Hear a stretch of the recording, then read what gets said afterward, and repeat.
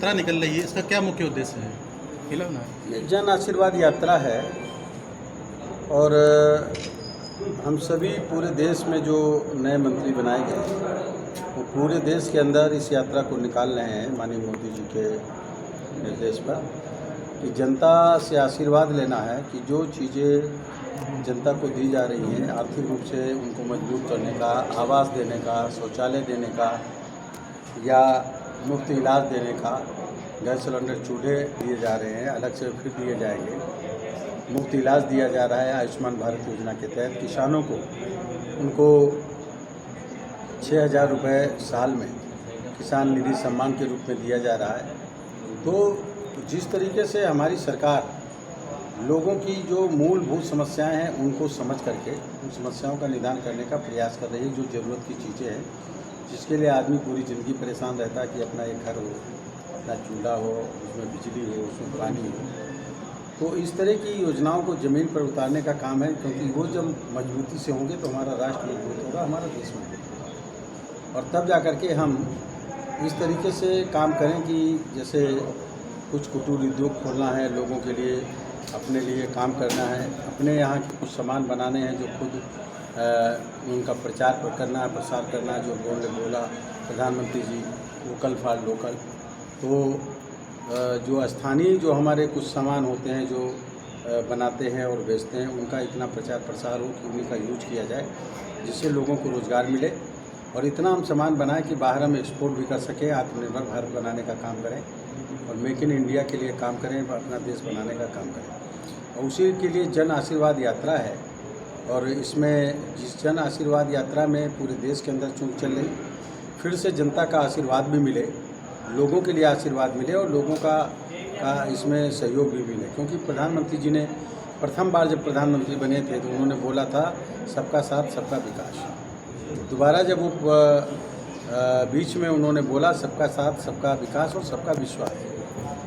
ये दोबारा जब प्रधानमंत्री बने तब बोला उन्होंने, और अब आपकी 15 अगस्त को बोला है सबका साथ सबका विकास, सबका विश्वास और सबका प्रयास। यानी सब लोगों का प्रयास होना चाहिए देश को आत्मनिर्भर बनाने में, देश को मजबूत करने में और लोगों को ज़रूरत की चीज़ें उपलब्ध कराने के लिए हम सब लोगों को का प्रयास करना चाहिए ताकि हम अपने देश को मजबूत बना सकें। मंत्री जी, आगे 2022 आ रहा है, चुनाव है उत्तर प्रदेश का, इसमें क्या तैयारियां हो रही हैं? हमारी पार्टी तो लगातार जनता का काम करती है, सेवा ही संगठन है, इसके तहत काम करती चली आई है। और इसके लिए आप देखे होंगे कि जो है कोरोना के पीरियड में ही हमारी ही पार्टी ने काम किया लोगों के बीच में जाकर के, इसलिए हमने 6 विधायक भी खोए, उसमें मंत्री भी 3 हमने खोए और हमारी पार्टी के लोग कोरोना पॉजिटिव भी ज़्यादा हुए। मदद करने में, सैनिटाइजर बांटने में, मास्क बांटने में, लोगों की राशन वितरण करने में, लोगों की सहायता करने में, साथ साथ में हमारे प्रदेश के मुख्यमंत्री भी कोरोना पॉजिटिव हुए। तो जो दूसरे दल के लोग हैं ये लोग उस पीरियड में कोई काम नहीं किए, अपनी पार्टी के लोगों की भी मदद करने का काम नहीं किया और इसीलिए जो है सेवा ही संगठन है। इस तरीके से हमारी पार्टी लगातार काम करती रहती है, बूथ स्तर पर लोगों की मदद करना या जिस तरीके की है वो सेवा करना, पार्टी के संदेश आते रहते हैं, निर्देश आते रहते हैं, उस पर काम करते रहते हैं। और इसीलिए एक तरीके की चुनाव की तैयारी को देखें तो हमारी हमेशा चुनाव की तैयारी। सिधौली विधानसभा कभी भाजपा जीती नहीं है?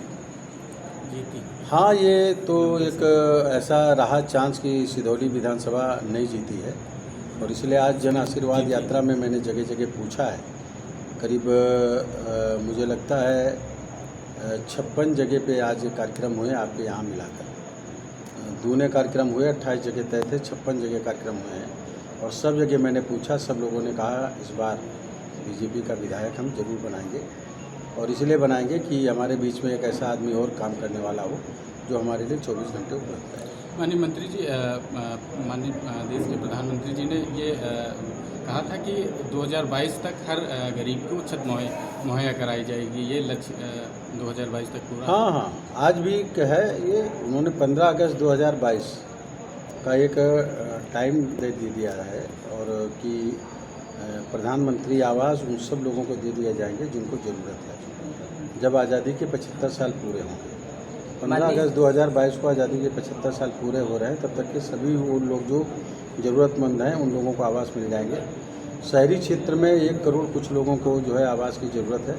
उसमें काफ़ी लोगों को मिल गए, जो शेष बचे हैं उनको मिल जाएंगे। ग्रामीण क्षेत्र में भी लोगों को मिल जाएंगे। माननीय जी, डीजल और पेट्रोल की महंगाई बढ़ रही है, अभी इसको लेकर के भी जन आक्रोश है कुछ? नहीं, जन आक्रोश तो नहीं है। डीजल पेट्रोल की महंगाई को लेकर के विपक्ष ज़्यादा सवाल उठाता है। देखिए, कोरोना के पीरियड में सरकारी दफ्तर बंद रहे,